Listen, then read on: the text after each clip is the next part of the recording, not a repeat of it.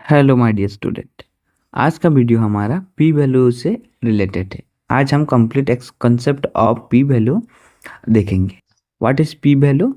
P value is basically a tool. अगर आप definition लिखना चाहते हैं तो P value is statistical tool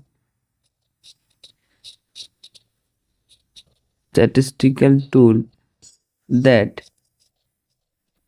help to take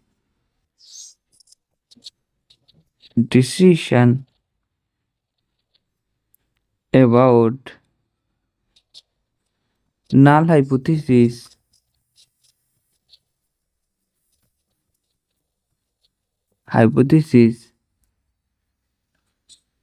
accept or reject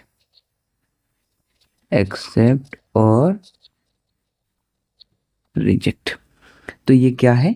ये एक स्टैटिस्टिकल टूल है। ये हमें हेल्प करता है डिसीजन लेने में अबाउट नल और अल्टरनेटिव हाइपोथेसिस हमारा एक्सेप्ट और रिजेक्ट होगा उस बारे में। तो आप अगर पी वैल्यू देखेंगे तो इसका एक छोटा सा लाइन में लिख के रखता हूँ, तो लास्ट में इसका इंटरनल मीनिंग समझ में आएगा आपको। P value can be probability of the test statistic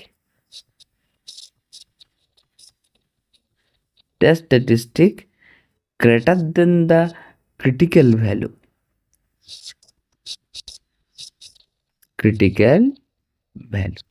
तो इसका क्या मीनिंग है? दिस इज नथिंग बट हमें कोई टेस्ट स्टेटिस्टिक कंसिडर करना होगा।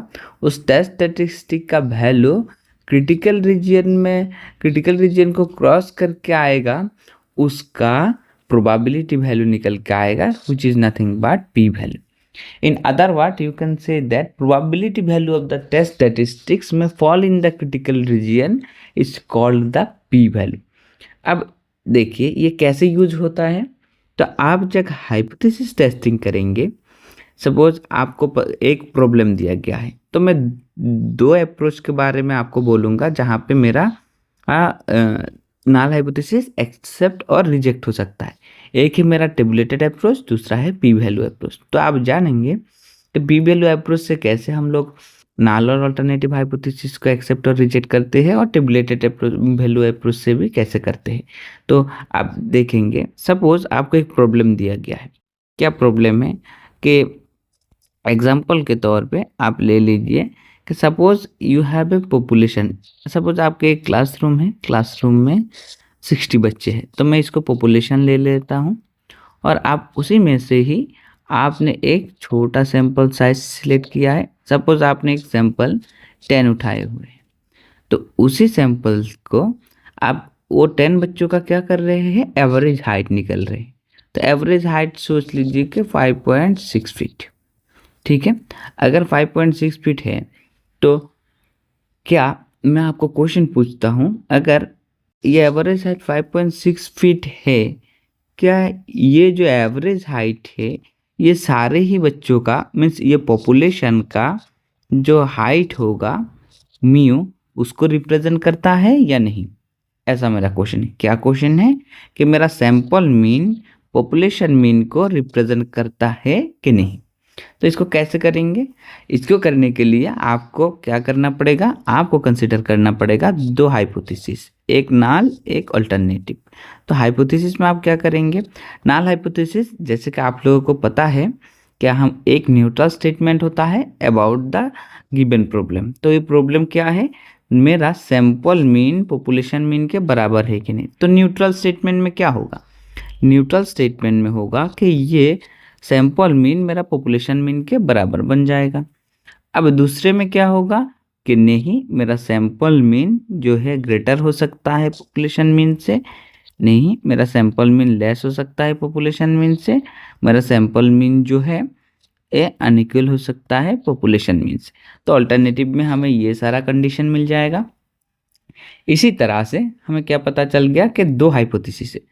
अब हमें हमारा टास्क होगा कि ये ट्रू है, क्या नल हाइपोथेसिस ट्रू है, क्या अल्टरनेटिव हाइपोथेसिस ट्रू है। इट्स मीन क्या मेरा सैंपल मीन पॉपुलेशन मीन के बराबर है, क्या सैंपल मीन मेरा पॉपुलेशन मीन के बराबर नहीं है। तो ये दो टास्क मेरे सामने आ गए। अब प्रॉब्लम को हम लोगों ने क्लासिफाई कर दिए हैं कि अगर हो भी सकता है, नहीं भी हो सकता। अब ये नाल होगा तो हो जाएगा, अल्टरनेटिव होगा तो नहीं होगा। अगर नाल होगा तो हम इसको बोलते हैं नॉन सिग्निफिकेंट इफेक्ट। नॉन, अगर ये ट्रू होगा तो इसको बोलेंगे नॉन सिग्निफिकेंट इफेक्ट। ठीक है, अगर ये इसी में से कोई सा भी ट्रू होता है तो हम बोलेंगे सिग्निफिकेंट इफेक्ट। Significant effect. तो अब हमें क्या करना पड़ेगा, इसी को चेक करके देखना पड़ेगा कि नाल ट्रू है या मेरा अल्टरनेटिव ट्रू है। तो इसी के लिए हम लोग क्या करते हैं, एक टेस्ट स्टैटिस्टिक को कंसिडर करते हैं। सपोज मेरा टेस्ट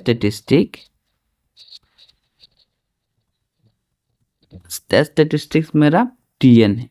तो टीएन कैसा है, टी ऑफ जितने सारे बच्चों का आपने कलेक्ट किए थे, सपोज 10 बच्चों का कलेक्ट किए हैं, उसी में से ही बनाया हुआ एक फंक्शन है।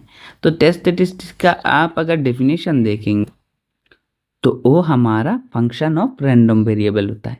तो रैंडम वेरिएबल क्या है, तो इसी में से बनाया हुआ फंक्शन। तो हमारे ये x1 x2 जितने x10 लिए थे उसी में से बनाया हुआ फंक्शन होगा। सपोज हम क्या कंसिडर कर लेते हैं कि हम कंसिडर कर लेते हैं कि यहाँ पे ये फंक्शन tn है।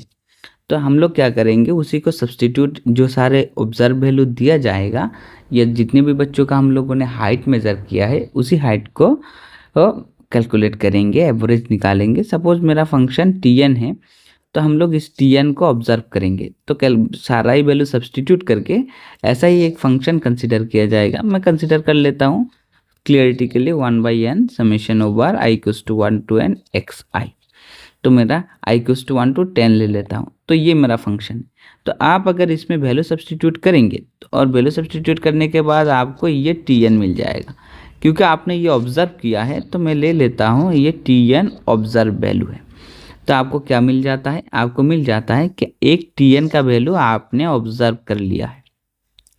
सो ये tn ऑब्ज़र्व है। अब इसी tn के मदद से आप नाल हाइपोथेसिस को एक्सेप्ट करेंगे या रिजेक्ट करेंगे, उसी के बारे में डिसीजन ले पाएंगे। लेकिन उसके लिए दो अप्रोच है।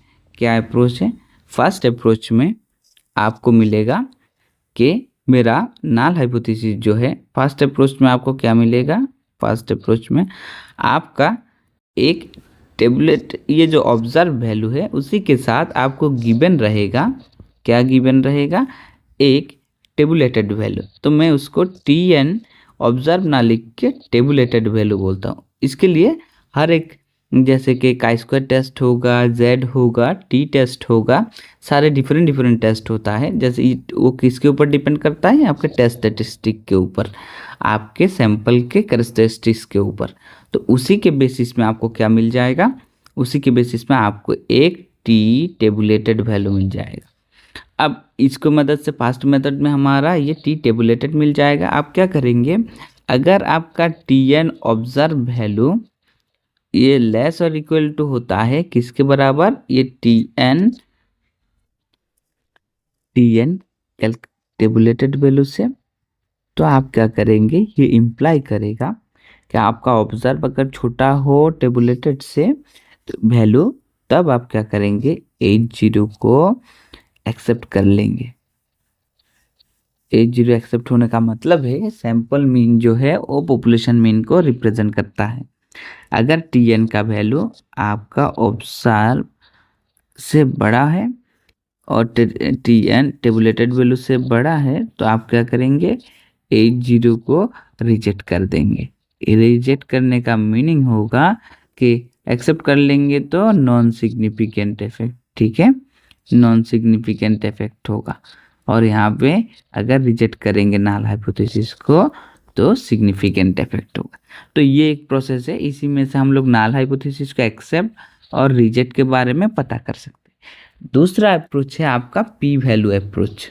पी वैल्यू अप्रोच में ये सेकंड मेथड में क्या है, सेकंड मेथड में है पी वैल्यू अप्रोच। कैसे करेंगे, आप ये जो T statistics, T observe value आपको मिल जाएगा, उसी का प्रोबेबिलिटी वैल्यू निकाल लेंगे। मतलब क्या है, ग्राफिकली इसको समझते हैं, उसके बाद ये सेकंड अप्रोच को समझाते हैं आपको।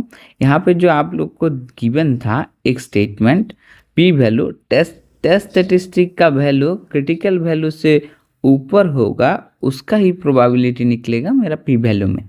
तो ग्राफिकली आप अगर इसको समझेंगे तो ये कुछ ऐसा है कि सोच लीजिए आपको टी ऑब्जर्व कुछ मिल गया है, आपने वो कैलकुलेट कर लिया है स्टैटिस्टिक का वैल्यू, उसका वैल्यू जो मिल गया, आप उसका क्या निकालेंगे, probability of T observe value मतलब टी स्टैटिस्टिक का वैल्यू ग्रेटर होगा आपके क्रिटिकल वैल्यू से, उसका वही हमारा पी वैल्यू है। तो ग्राफिकली आप अगर कोई कार्व देखते हैं तो कैसा होता है, मैं वन साइडेड के लिए कंसिडर कर रहा हूँ, आपको दिख जाएगा कि ये कुछ इस तरह के कार्व हैं। तो अगर ऐसा कार्व है तो मैं सोच लेता हूँ ये मेरा क्रिटिकल वैल्यू है। अगर ये मेरा क्रिटिकल वैल्यू है तो मेरा पी वैल्यू, सोच लीजिए कि ये कोई कार्व है और ये मेरा क्रिटिकल वैल्यू है, और इसी रीजन को क्या बोलते थे हम लेवल ऑफ सिग्निफिकेंस या क्रिटिकल रीजन। क्रिटिकल रीजन किसी से डिनोट होता था, अल्फा से। अल्फा कैसा होता था, 5%। पहले वीडियो में हम देखते थे 5% हो सकता है, 1% हो सकता है, 10% हो सकता है, कुछ भी आपके टेस्ट के हिसाब से होगा। तो अब देखिए इसी रीजन, अब हम लोग देखेंगे कि तब क्या था कि दो रीजन थे, एक अल्फ़ा और दूसरा थे हमारे 1 माइनस अल्फ़ा, जो है हमारे ये रिजेक्शन रीजन और क्रिटिकल रीजन, ये हमारा था एक्सेप्टेड रीजन। क्योंकि ये प्रोबेबिलिटी कर्व था तो पूरा का सम इंटीग्रेशन लेंगे तो आपको क्या मिल जाता था, 1 मिल जाता था। अब आप देखेंगे कि ये T observe value critical value से, देखिए ऑब्जर्व वैल्यू अगर आपका ये अगर टी ऑब्जर्व वैल्यू इसी जगह पड़ता है तो आप नल हाइपोथेसिस एक्सेप्ट कर लेंगे, ये जगह में आएगा तो आप इसी को रिजेक्ट कर देंगे। मतलब ये बाउंड्री है, इसी के इस पार होगा तो एक्सेप्ट, इस तरफ होगा तो एक्सेप्ट, इस तरफ होगा तो हम रिजेक्ट कर देंगे। अब ये रीजन टोटल ये जो एरिया है ये कितना परसेंट होता है, आउट ऑफ 1, क्योंकि प्रोबेबिलिटी कार्व है तो पूरा इंटीग्रेशन 1 हो जाएगा। अब ये रीजन कितना है, ओनली 5%, और ये कितना होगा, ये हमारा 95% होगा। तो अब देखिए आपको क्या पूछा गया है कि ऑब्जर्व वैल्यू, ये जो ऑब्जर्व वैल्यू हो मिलेगा उस ऑब्जर्व वैल्यू ये क्रिटिकल वैल्यू के ऊपर मतलब इस तरफ आएगा, उसका प्रोबेबिलिटी आपको निकाल के देगा ये पी वैल्यू। तो हम क्या करेंगे, हम देखेंगे टी ऑब्जर्व वैल्यू अब आपको कैसा मिलेगा। तब आप कैसे करेंगे, जब आप ये कैलकुलेट कर लेंगे, ये वाला पोर्शन कैलकुलेट कर लेंगे तो आपको क्या मिल जाएगा, पी वैल्यू मिल जाएगा। तो उसी पी वैल्यू अप्रोच को कैसे यूज़ करेंगे, अगर ये पी वैल्यू ये लेवल ऑफ सिग्निफिकेंस से छोटा होता है, अगर पी वैल्यू मेरा लेस और इक्वल टू क्या है, लेवल ऑफ सिग्निफिकेंस और size of the critical reason, ठीक है एक ही बात है। लेवल ऑफ सिग्निफिकेंस छोटा होता है तो हम क्या करेंगे, हम रिजेक्ट, इसी में उल्टा होता है। अगर छोटा होगा, देखिए पी वैल्यू छोटा होगा लेवल ऑफ सिग्निफिकेंस मतलब 5% का क्या मीनिंग है, 0.05, उससे भी छोटा होगा तो मेरा वैल्यू कहाँ पड़ रहा है, इसी जगह, यहाँ पे किसी जगह पे, तो यहाँ पे होगा तो हम रिजेक्ट करेंगे बोले थे। तो इसलिए अगर P value level of significance से छोटा होता है, छोटा होने का मतलब है आपके ये क्रिटिकल रीजन में आ जाना, अगर इसी में पड़ता है तो हम H0 को क्या करेंगे, रिजेक्ट कर देंगे। अगर ये p वैल्यू ग्रेटर होता है ये लेवल ऑफ सिग्निफिकेंस इसी से, तो हम क्या करेंगे, तब हम H0 को एक्सेप्ट कर लेंगे। यह है दूसरा अप्रोच ऑफ रिजेक्टिंग H0 और एक्सेप्टिंग H0 में। तो ये दो अप्रोच है। आई होप आप लोगों को समझ में आ गया है what is p value and how can we take the help of p value in case of hypothesis testing. Thank you for watching.